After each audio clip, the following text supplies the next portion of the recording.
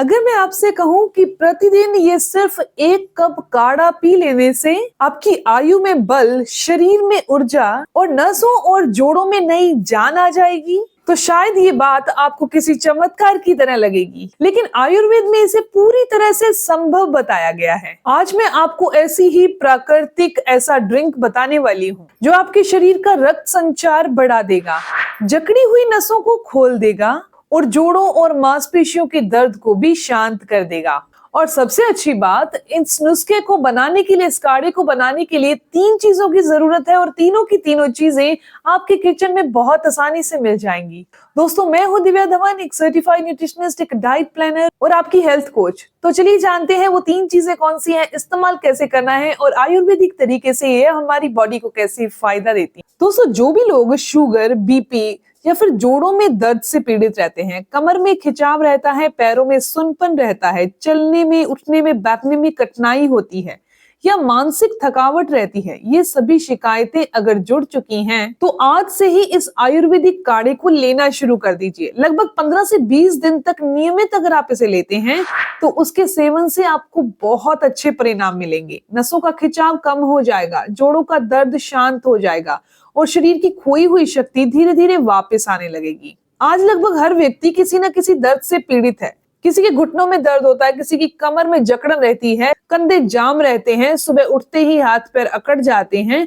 कुछ देर खड़े रहने से पैरों में झंझनाहट शुरू हो जाती है। ये सब नसों की कमजोरी, जोड़ों का शुष्क होना, रक्त संचार के अवरोध के कारण होता है। जब नसों में बल कम हो जाता है तो शरीर में विषैले तत्व एकत्रित होने लगते हैं, इकट्ठे होने लगते हैं और वहीं से दर्द, जकड़न, थकावट का जन्म होता है। आयुर्वेद कहता है जब तक नाड़ी मंडल शुद्ध व सशक्त नहीं होगा तब तक शरीर स्वस्थ नहीं हो सकता। इलाज जानने से पहले ये जान लेते हैं कि नसें आखिर कमजोर क्यों होती हैं। ज्यादा चीनी का सेवन करने से या लंबे समय तक डायबिटीज की समस्या रहने से, हाई बीपी की समस्या होने से या फिर शरीर के अंदर बुरा कोलेस्ट्रॉल बढ़ने से या आम वात की अधिकता होने से, शरीर में वायु का प्रकोप होने से, हार्मोनल असंतुलन होने से या फिर किसी इंसान को किडनी या लीवर की खराबी होने से। ऐसा अगर लगातार रहता है तो नाड़ियां शुष्क हो जाती हैं और ब्लॉकेज पैदा हो जाती है। तो चलिए अब जान लेते हैं इस काढ़े को कैसे बनाना है, कितनी मात्रा में लेना है, कौन कौन सी चीजों का इस्तेमाल करना है। सबसे पहली चीज हम यहाँ ले रहे हैं वो है दालचीनी। दूसरी चीज जो ले रहे हैं वो है बड़ी इलायची और तीसरी चीज जो इस्तेमाल की जा रही है वो है लौंग। ये तीनों चीजें हम अपने किचन में मिलने वाली हैं और बड़े आराम से रोजाना लेते भी हैं, पर इसका फायदा नहीं ले पाते क्योंकि हम लेने की सही विधि नहीं जान पाए हैं। सबसे पहले हमने एक स्टील का बर्तन लेना है, उसमें 1 गिलास पानी डाल दीजिए। जब ये पानी थोड़ा सा उबलने लगे तो इसके अंदर दालचीनी का आधे इंच का टुकड़ा आप तोड़कर डाल दीजिए या पाउडर बनाकर डाल दीजिए। इसके अलावा इसमें 1 बड़ी इलायची डाल दीजिए कूट कर।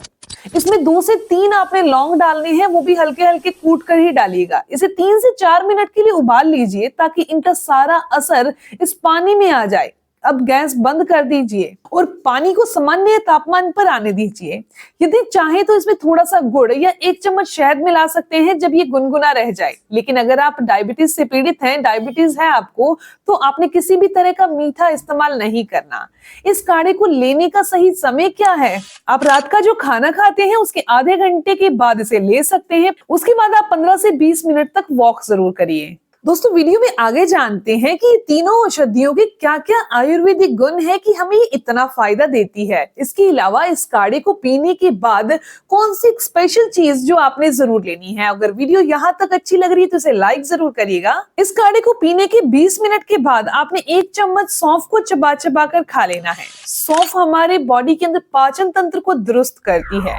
ये काढ़े की औषधि की शक्ति को बढ़ा देती है, नाड़ियों को गहराई से साफ करती है। अगर आप इस काढ़े का इस्तेमाल 1 से 2 महीने रेगुलर कर लेते हैं तो ये कमजोरी, दर्द, खिंचावट और मानसिक तनाव को दूर करती है, नींद को अच्छे से लाती है, पेट में होने वाली गड़बड़ी को भी दूर कर देती है। दालचीनी का इस्तेमाल करने से बॉडी में रुकी हुई अतिरिक्त शर्करा यानी कि मीठा, वसा यानी कि फैट बॉडी से दूर होने लगती है।